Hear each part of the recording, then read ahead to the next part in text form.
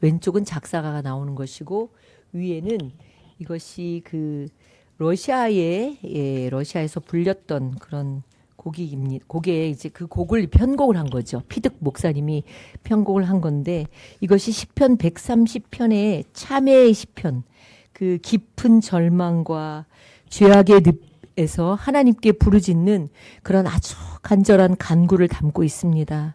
하나님, 내가 깊은 곳에서 주님께 부르짖나이다.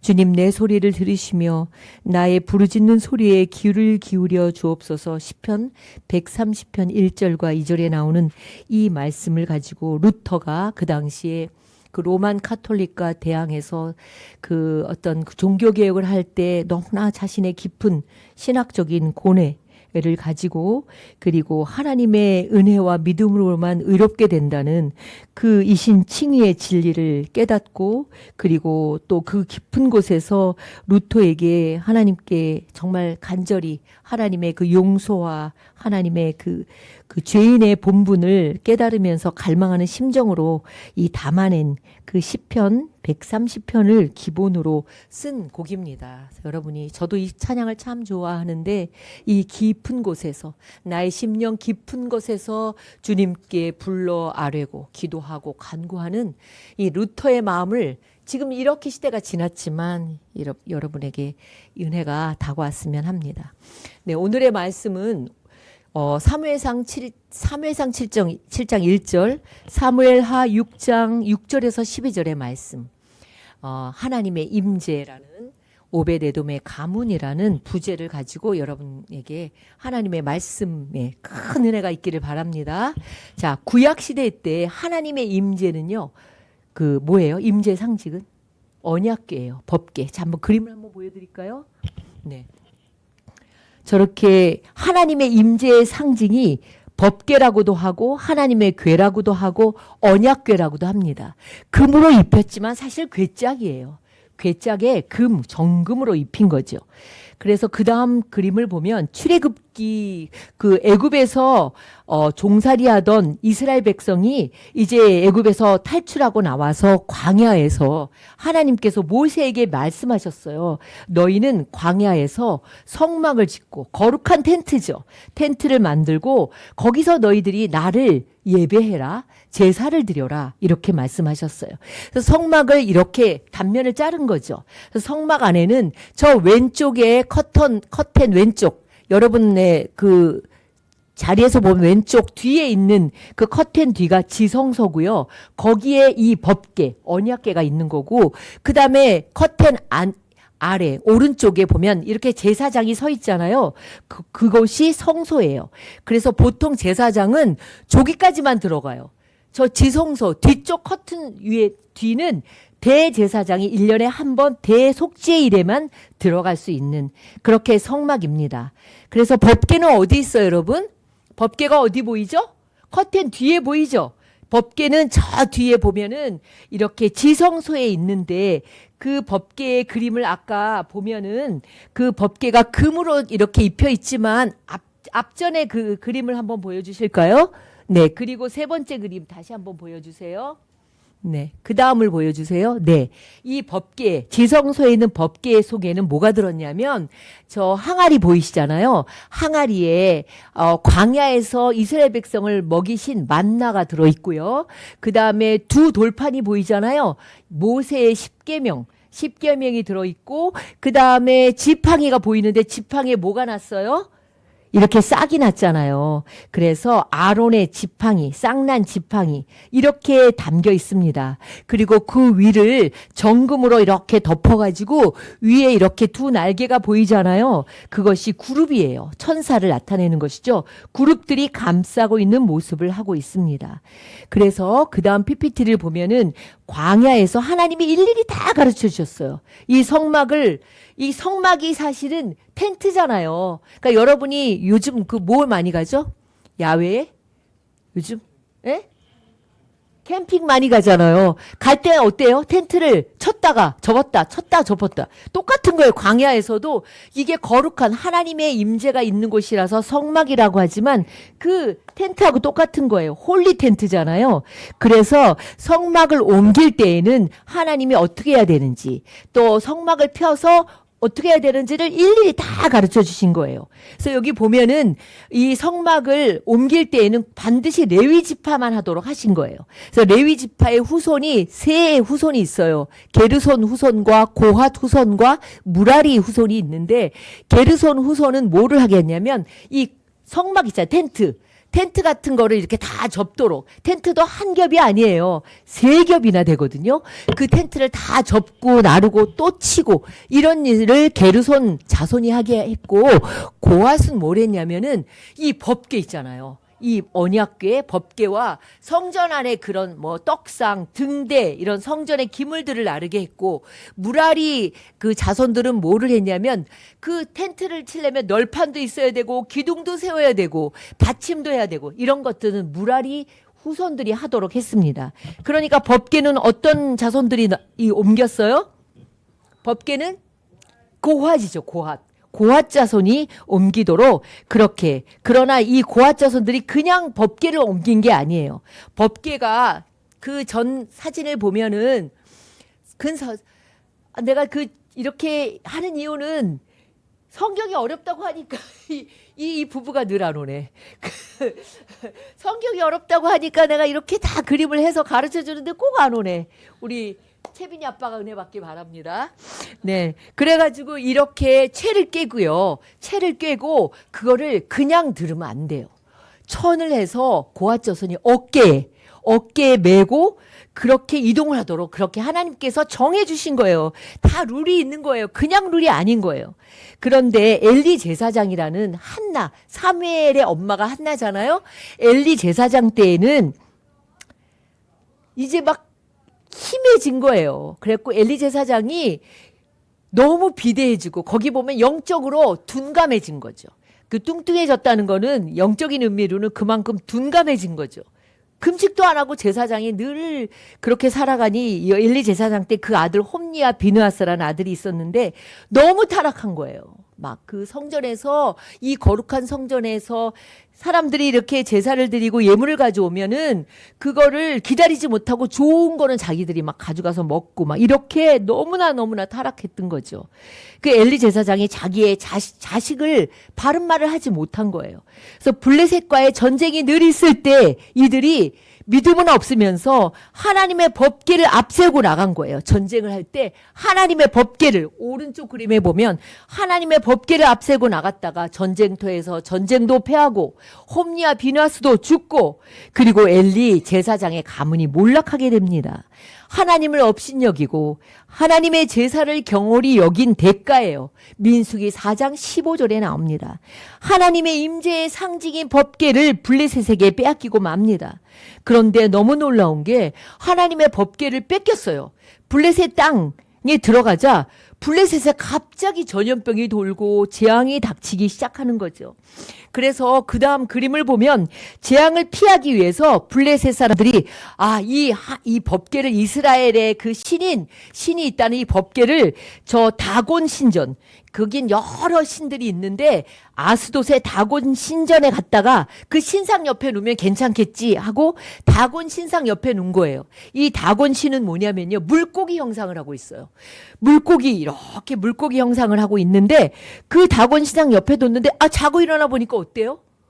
다곤 저 물고기를 보세요. 목이 잘라지고 팔이 잘라지고 팔이 부러졌잖아요. 다리는 없네요. 이게 물고기 꼬리만 있는. 다곤 신상이 부서지는 사건이 일어난 거예요. 법궤로 인한 재앙이 이 밖에도 블레셋 여러 도시로 확산되는 거예요. 그러자 재앙을 견디지 못한 블레셋 사람들이 안 되겠다.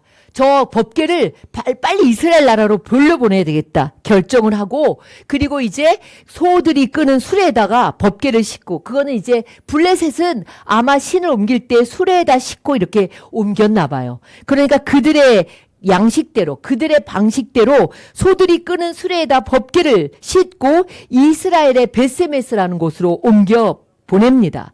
그런데 벳세메스에 왔는데 잘 왔어요. 그 스토리가 있죠. 그런데 벳세메스 사람들이 너무 신기하니까 법궤를 들여다본 거예요. 법궤를 들여다보다가 70명이 혹은 5만 70명이라고도 합니다. 70명이 죽어버린 거예요. 그 자리에서 즉사하는 거예요. 너무 무서우니까 다시 법궤를 어디로 보내냐면 그 다음에 기럇 여아림으로 보냅니다. 기럇 여아림. 자, 여기 보면은 제가 법궤 이동 경로를 해놨습니다. 아스돗에서 가드로, 에그론으로.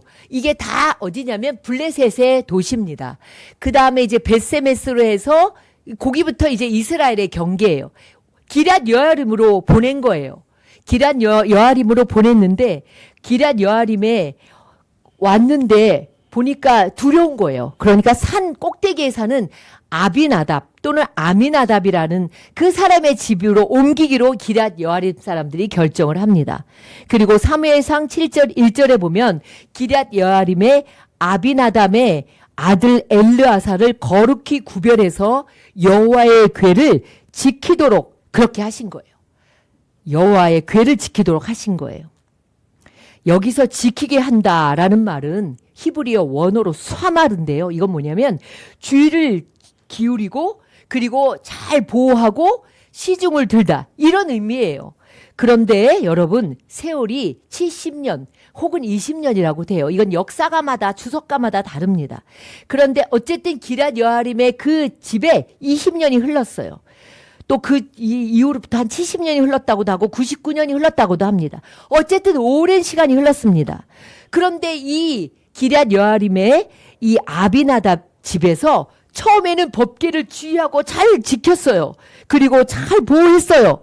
그러나 시간이 흐르면서 법궤에 대한 생각이 소홀해진 거예요. 그냥 자기 집들에 한편에 모셔놓은 과거에 우리 조상들이 섬겼던 유물 정도로 생각을 한 거죠. 한 해, 두 해, 3해 이렇게 지나면서 유물이라고 생각한 거예요. 하나님에 대한 늘 그냥 그곳에 있는 거지 이렇게 생각한 거죠. 껍데기뿐이고 형식적인 그런 생각을 하게 된 것이죠. 그러나 여러분 이게 중요해요. 하나님은 살아계신 분이죠. 하나님은 다 보고 계신 거예요. 우리의 일거수일투족도 지금도 여러분의 모든 것을 다 계수합니다. 내가 출석 체크를 안 해도 하나님이 출석을 하신다는 거죠. 그것뿐만이 아니에요. 내가 무슨 생각을 하는지, 내가 무엇 때문에 깊은 곳에서 고민을 하는지, 내가 혼자 있을 때도, 내가 아무도 보고 있지 않을 때도 하나님은 우리의 일거수일투족을 다 보고 계신다는 거예요. 하나님은 다 보고 계셨다는 거예요. 시편 50편 22절에 이렇게 말씀합니다. 하나님을 잊어버린 너희여 이제 이를 생각하라. 그렇지 아니하면 내가 너희를 찢으리니 건질 자가 없다고 하신 거예요. 하나님을 잊어버린 너희여 이렇게 말씀하십니다. 처음에는 하나님을 믿고 받은 은혜가 너무나 많았는데 시간이 흐르고 세월이 흐르면서 은혜를 망각하고 신앙이 희미해지고 감사를 잃어버린 그런 신앙인이 되면 안 된다는 거죠. 예전에 나도 열심히 봉사했어. 그러나 신앙은 언제나 현재예요. 과거에 내가 뭘 했던 그건 과거 일로 남아있는 거예요. 현재 내가 오늘 이 자리에서 하나님께 은혜를 갈망하는 그것이 중요합니다. 내가 조금 소홀해도 내가 뭐 잘못해도 하나님이 봐주시겠지, 괜찮겠지. 그래서 때로는 하나님의 침묵하심에 착각할 수도 있습니다. 나를 봐주신다고. 그러나 하나님은 그런 분이 아니에요. 하나님은 잊어버리시는 분이 아니라는 거예요. 사무엘하 6장 3절에 우리가 읽은 말씀 중에 아비나답의 손자 우사가 아들이 아니에요. 성경에는 아들이라고 나오지만 그게 손자죠. 손자 우사가 언약궤를 이제 새 수레로 운반하다가 어떻게 됐어요? 기드온이 아니죠. 다곤의 타작 마당에 이렇게 수레를 끌던 그 소들이 갑자기 타작 마당에 들어오니까 막 뛴 거예요. 아마 타작을 하고 있지 않았나 저의 그냥 생각입니다. 그러니까 그 정도로 하나님의 법궤에 대해서 이들이 이제는 생각 별로 관심이 없었던 거예요. 그러니까 소들이 막 뛰니까 수레 안에 있었던 그 언약궤가 막 흔들거린 거죠. 자, 사진 한번 볼까요? 네. 왼쪽에 있는 그림입니다. 갑자기 이 언약궤가 막 소들이 뛰니까 언약궤가 막 흔들거리니까 이 웃사가 언약궤가 떨어질까봐 손을 딱 잡자 그 자리에서 죽어버리고 마는 거예요. 이거를 뭐라 그래요? 하나님이 치신 것이다. 그래서 베레스 웃사라고 해요. 하나님이 웃사와 충돌했다. 그래서 베레스 웃사라고 말씀합니다. 제가 아까 여러분에게 설명을 했습니다. 원래 법궤는 어떻게 이동해야 된다 그랬어요? 수레에 옮겨야 된다 그랬어요? 그거는 블레셋 방식이라고 했죠. 고핫 자손이 메고 옮기도록 했는데 이들이 편의대로 수레에 옮긴 거예요. 말씀을 잊어버린 거죠. 여기에 여러분 큰 영적인 의미가 있습니다. 이 하나님의 법궤는 최에 깨어서 어깨에 메고 옮겨야 된다는 거죠. 수고해야 된다는 거예요. 주님의 일은요, 반드시 수고해야 돼요. 힘들지만 견뎌야 되는 거예요. 하나님의 일은 희생과 수고가 따라야 되는 거예요. 그런데 이들이 블레셋 방식대로 수레로 옮긴 거예요. 자기의 편리대로 한 거라는 거예요. 그들은 하나님의 말씀을 잊어버린 거예요. 하나님의 말씀에 주의하지 않은 거예요. 주님의 일을 하기 이전에 먼저 하나님의 말씀을 알아야 돼요. 주의해야 됩니다. 그리고 하나님의 교회는, 하나님의 나라는 수고로 세워져 가는 거예요. 믿음의 연수가 오르되면서 편리주의, 인본주의로 가고 있지는 않습니까? 절대로 그렇지 않아요. 교회는요, 성도들의 땀과 기도와 눈물과 정성으로 세워져 가는 거예요. 하나님은 그것을 지금도 보고 계십니다. 여러분, 나곤의 타작마당은 어떤 곳입니까? 왜 황소가 그곳에서 뛰었을까요?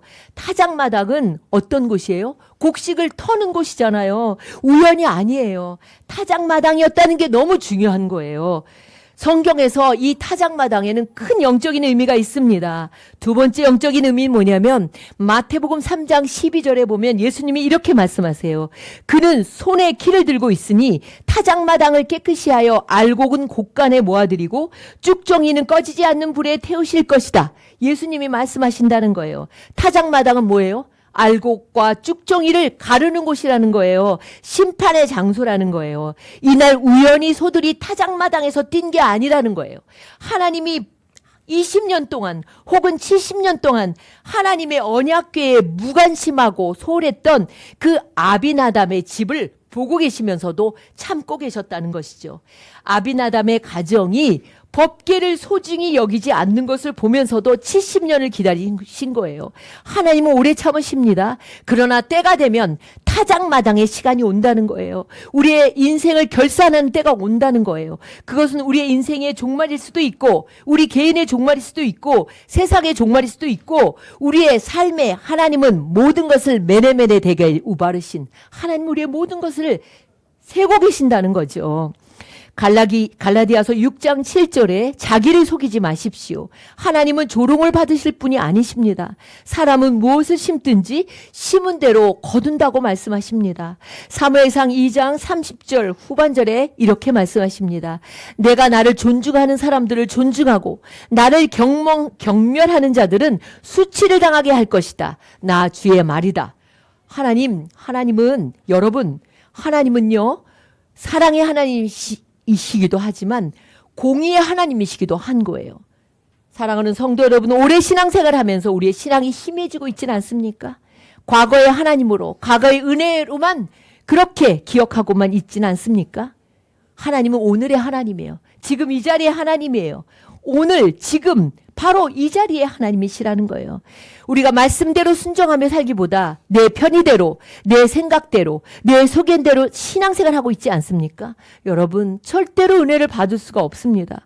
오늘 말씀을 통해 여러분의 하나님의 음성이 들려지기를 바랍니다. 사랑에는 반드시 수고가 따르는 거예요. 자, 두 번째로는 다윗이 이제 크게 두려워하다가 언약궤를 다윗은 되게 겁이 많았어요. 그래서 언약궤를 모시고 갈 수가 없었어요. 그럴 때 가드 사람 오벳에돔의 집으로 성막이 옮겨갑니다. 그리고 거기서 석 달을 언약궤를 모시게 됩니다. 자, 사무엘하 6장 10절에 제가 읽은 말씀에 치우쳐서 이 언약궤가 치우쳐서 오벳의 집으로 갔다. 이렇게 말씀해요. 근데 이 치우치다는 것도 이 원어를 보면 뭐냐면 이 언약궤가 기울어져 갔다는 거예요. 사람이 데리고 간 게 아니라 이 언약궤가 오벳에돔의 집으로 기울어져 갔다는 거예요. 이제 법궤가 사람이 옮긴 게 아니죠. 그쪽으로 기울어져 갔다는 거예요. 하나님은 하나님의 법궤를 하나님을 잘 섬기는 자, 하나님을 향하는 그 오벳에돔의 가정으로 갔다는 거예요. 너무 놀랍지 않습니까? 사무엘하 6장 10절에 여호와의 궤가 가드 사람 오벳에돔의 집에 가서 석 달이 있었는데 여호와께서 오벳에돔과 그의 온 집에 복을 주셨다는 거예요. 석 달 만에 그의 집이 복을 받았다는 거예요. 오벳에돔은 오른쪽에 있는 그림이 별로 없어서 제가 오벳에돔은 그 궤를요. 왕도 두려워서 갖고 가질 않았는데 믿음과 순종으로 맞이한 거예요. 이 뭐예요? 소가 언약궤를 가지고 오벳에돔의 집으로 치우친 거예요. 그런데 그거를 두려워하지 않고 주님 오시옵소서 이렇게 하나님이 들어오실 언약궤를 기쁘게 받아들인 거예요. 여러분 지금 사람이 죽어나가고 왕도 가지고 가지 않으려고 하는데 이 수레가 오벳에돔 집으로 가까이 간 거예요. 소가. 그런데 오벳에돔은 그걸 두려워하지 않고 기쁨으로 그 하나님의 법궤를 맞이한 거예요. 그러니 하나님이 기뻐하지 않으셨겠어요? 역대상 26장 4절에서 5절을 보면 오벳에돔이 얼마나 복을 받았냐면 오벳에돔의 8아들과 후손이 62명이나 있었습니다. 그런데 26장 역대상 26장 6절에 보면 그 후손들을 뭐라고 얘기하냐면 큰 용사고 7절 8절에는 능력 있는 자고 직무를 잘하는 자다. 직무를 잘하는 자의 히브리어는 아보드입니다. 그건 뭐냐면 오벳이 무슨 뜻이냐면 그 섬긴다는 거예요. 봉사한다. 종이라는 뜻이라면 이 직무를 잘한다는 것도 참 이렇게 잘 섬기는 충성스러운 사람이었다는 거죠. 그렇게 칭찬하고 있습니다. 그리고 26장 역대상 26장 15절에는 남쪽 문의 문지기로 뽑힌 거예요. 구약에서의 제비뽑기는 하나님이 하신 거죠. 문지기로 남쪽 문을 뽑았어요. 그리고 하나님의 곡간도 맡게 됐습니다. 이 남쪽 문은 여러 문들이 있는데 남쪽 문이 왜 중요하냐면 특별히 남쪽 문은 왕과 왕의 그 자손들이 출입하는 그 문이었어요. 거기에 문지기로 뽑히고 곡간도 맡게 된 거예요. 또 성전의 중요한 직무인 문지기에 24반열이 있었는데 그중에 14반열을 자손들이 모두가 차지했습니다. 오벳에돔은 언약궤를 잘 모심으로 그와 그의 후손까지 복을 받게 된 거예요. 얼마나 오랫동안 복을 받았냐면 유다 왕 아마샤가 잡혀갈 때 이스라엘 나라와 남유다와 북이스라엘 전쟁이 일어났을 때 그때의 그 유다 왕이 잡혀갈 때까지 그 곡간을 지키고 있었다는 그 이름이 그때까지 나오는 거예요. 역대하 25장 24절에 오벳에돔의 후손들이 그때까지도 섬겼다는 이름이 나옵니다. 비록 짧은 석 달 동안 하나님의 궤를 맡고 있었지만 하나님은 오벳에돔과 그의 온 집을 신임하셨어요. 복을 주셨다는 거죠. 이처럼 이 아비나답의 집과 오벳에돔의 집이 모두 하나님의 궤를 모셨습니다. 아비나답의 집은 20년 혹은 70년을 모셨고 오벳에돔의 집은 석 달을 모셨지만 이렇게 다른 거예요. 우리의 연수가 중요하지 않아요. 다윗은 오벳에돔의 집에 복을 주셨다는 말씀을 듣고 다시 용기를 내서 하나님의 언약궤를 다윗성 예루살렘으로 모셔옵니다. 이때 언약궤는 이제 다윗성에 안치되게 되죠. 솔로몬이 이제 성전을 지으면서 이제 그때까지도 계속 안치하게 된 거죠. 하나님께서 다윗과 그의 후손들에게도 말할 수 없는 복을 주셨습니다. 자, 여러분, 오늘의 말씀, 여러분의 가정은 어떻습니까? 신앙생활을 오래 했지만, 나 성경 다 알아. 성경책은 말씀 척하면 그게 중요하지 않아요. 또 여러분의 성경책이 오래돼서 먼지가 가득 쌓여있지는 않습니까? 성경은 뭐니 해도 책으로 봐야 됩니다. 그리고 하나님의 말씀의 사모함이 시들해진 가정이 되면 안 됩니다. 하나님은 지금도 보고 계세요. 우리는 날마다 결단해야 돼요. 우리가 날마다 새로워져야 됩니다. 하나님의 말씀을 날마다 새로운 말씀으로 받아들이고 귀히 여기고 하나님을 존중히 여기는 그 가정이 오벳에돔의 집처럼 하나님이 신임하는 가정이 되는 거예요. 그들의 후손을 기억하신다는 거죠. 그들의 후손까지도 하나님께서 하나님의 성전에서 귀하게 쓰임받도록 하신 거예요. 아비나답의 가정처럼 교회는 오래 다녔지만 뭐 성경도 대충 알긴 하지만 성경을 대충 알면 안 돼요. 성경에는 너무나 사이사이에 우리가 깨닫지 못하는 너무나 귀한 말씀들이 많이 있기 때문에 그 말씀을 늘 사모하고 어린아이처럼 사모하고 기도하고 감사하고 예배의 감격, 구원의 기쁨이 있어야 돼요. 그런데 아비나답의 가정은 그것이 사라져버린 거예요. 아비나답의 가정처럼 신앙인이라고 하지만 하나님의 임재가 없는 가정, 하나님의 임재가 없는 교회는 정말 위험한 것이죠. 사랑하는 여러분, 이 말씀을 여러분이 기억하면서 늘 이렇게 기도하길 바랍니다. 하나님, 우리 가정에 오셔서 우리 가정의 주인이 되어주시고 내 마음의 주인이 되어주셔서 주님의 임재를 늘 경험하며 살게 해주십시오. 주님, 주님을 환영합니다. 주님 어서 오십시오. 주님을 모시고 살아가는 우리 성도들, 그리고 우리 성도들의 가정이 되게 하여 주시옵소서. 기도하겠습니다. 사랑의 하나님, 우리의 마음으로 활짝 엽니다. 오셔서 내 삶의 주인이 되어주시고 우리의 신앙이 과거의 신앙이 되어서 화석화된 정말 굳어버린 그런 신앙이 되지 않게 하시고 언제나 주님을 사모하며 석 달을 주님을 모셔도 이렇게 자자손손 하나님의 은혜를 받는데 우리가 세월이 흐를수록 언제나 어린아이 같은 마음으로 순전한 마음으로 주님을 모시고 살아가는 우리 성도들, 그리고 우리 성도들의 가정, 우리 공동체가 되게 하여 주시옵소서. 예수 그리스도의 이름으로 기도드립니다.